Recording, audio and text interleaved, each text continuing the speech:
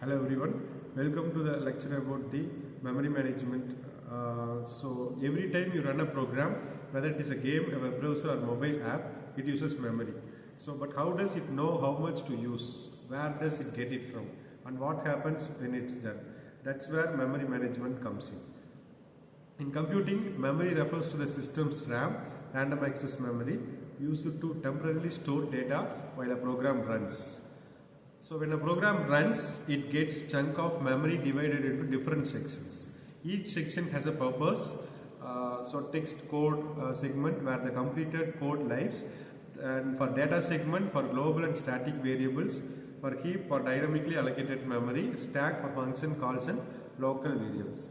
So in low level languages like C or C++, the program controls when how memory is allocated and freed.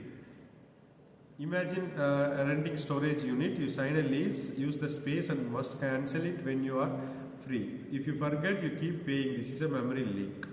So higher level languages like Java and Python uses garbage collector.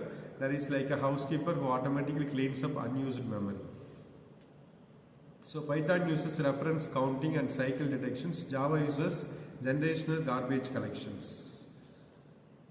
Then the game development. In the real world scenarios, the game developments, you need fine-grained control to avoid latency from GC.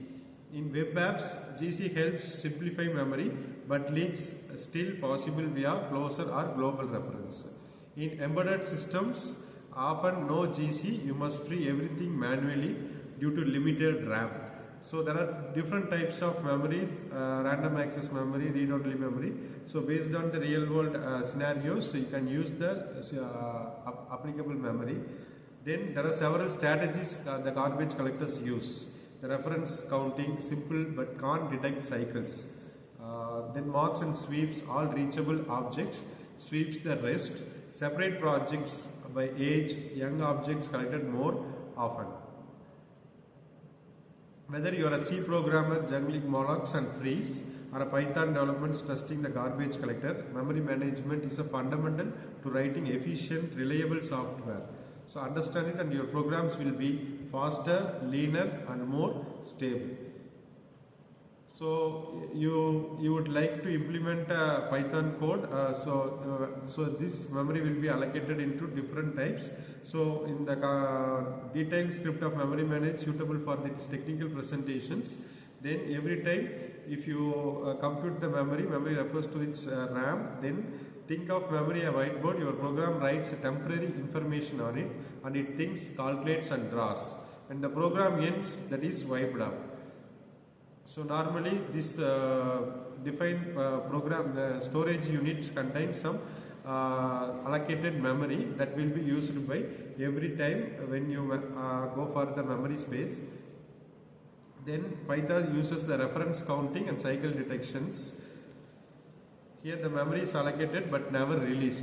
Over time the program consumes more memory than needed. So there are various tools to detect some leaks. Where the memory hits leaks, the C, C++, then address sanitizers. In Java, Visual VM and Eclipse SMAT. In Python, ObjGram and TrackMels. Then in game development, there are various allocation of memory using smart pointer, that is unique underscore PTR, then std semicolon, then sad underscore PTR in C++. In order to minimize memory usage, we have to use reuse buffers, then avoid large object trees with circular references. Then profile memory uses tools to check allocations and peak usage. So we have to be very cautious with the globals and singletons. Then there are various allocation of memory happens during the implementation of the Python code. Investigating a memory leak using the WARDrain, then you have to compare various different methods. So this high level Java perspectives with real world analogies and code examples to make this topic more clear. So there are in computing the memories, think of memory about the random access used to temporarily store the data while the program runs.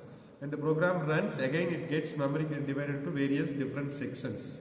Here the stack will be used in order to for the function calls and local variables. Thank you.